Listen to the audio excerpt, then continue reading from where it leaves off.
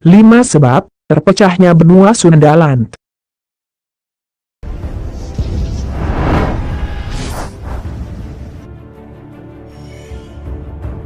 Sundaland, juga disebut wilayah Sunda, adalah suatu wilayah biogeografis di Asia Tenggara, yang juga mengacu kepada sebuah daratan yang lebih luas, yang pernah ada selama 2,6 juta tahun lalu.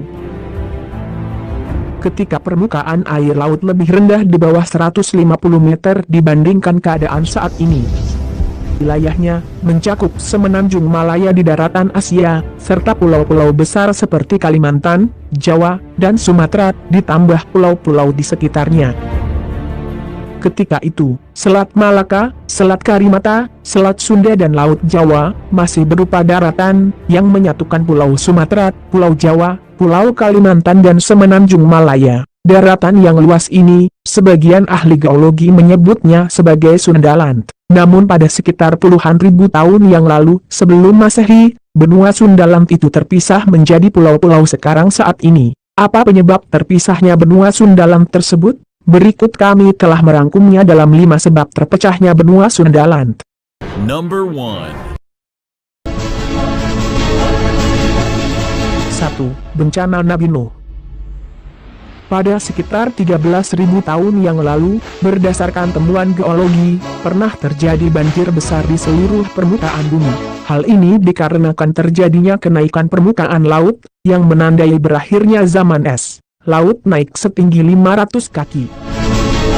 Berdasarkan temuan geologi inilah, Ustaz H.M. Nur Abdurrahman berpendapat bahwa bencana Nuh terjadi pada sekitar tahun 11.000 sebelum Masehi, dan menjadi sebab tenggelamnya benua Sundaland. Di dalam Al-Quran, ada disebut-sebut peristiwa banjir besar yang melanda dunia. Kisah tersebut erat kaitannya dengan keberadaan Nabi Nuh bersama umatnya. Kehebatan banjir besar di masa Nabi Nuh tergambar dengan tingginya permukaan air hingga mencapai puncak-puncak gunung.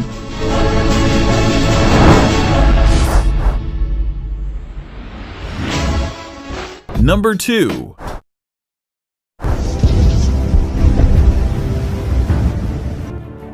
2. Mencairnya gunung es di Kutub Utara.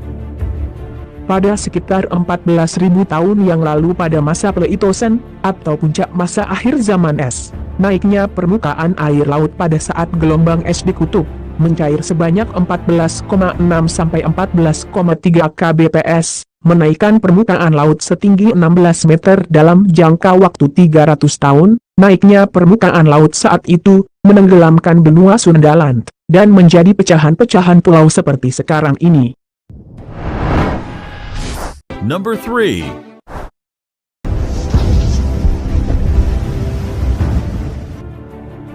3. Hujan deras bersamaan gempa bumi. Di dalam catatan Kritias, peristiwa tenggelamnya Sundaland itu, karena terjadi hujan lebat yang luar biasa menyapu bumi dan pada saat yang bersamaan terjadi gempa bumi. Lalu muncul air bah yang menggenang seluruh wilayah. Saat muncul gempa bumi dan banjir yang dahsyat itu, dalam 1 hari 1 malam, semua penduduknya tenggelam ke dalam perut bumi dan Pulau Atlantis lenyap ke dalam samudera luas. Dan karena alasan inilah, bagian samudera di sana menjadi tidak dapat dilewati dan dijelajahi, karena ada tumpukan lumpur yang diakibatkan oleh kehancuran pulau tersebut.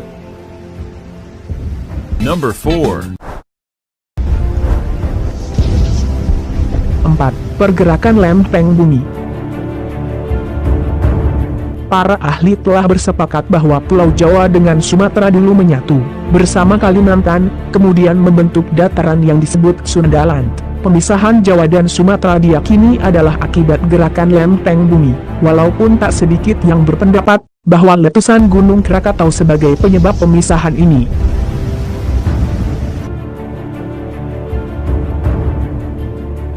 Number 5.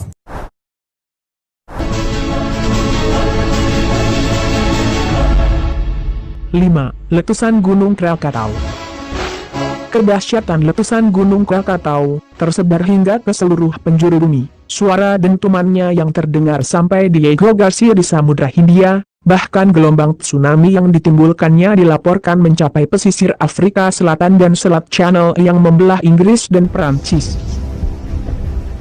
pendapat yang mendukung pemisahan Jawa dan Sumatera karena letusan Krakatau biasanya mengacu pada Pustaka Raja Purwa yang ditulis Pujangga Jawa, Ronggowarsito pada tahun 1869.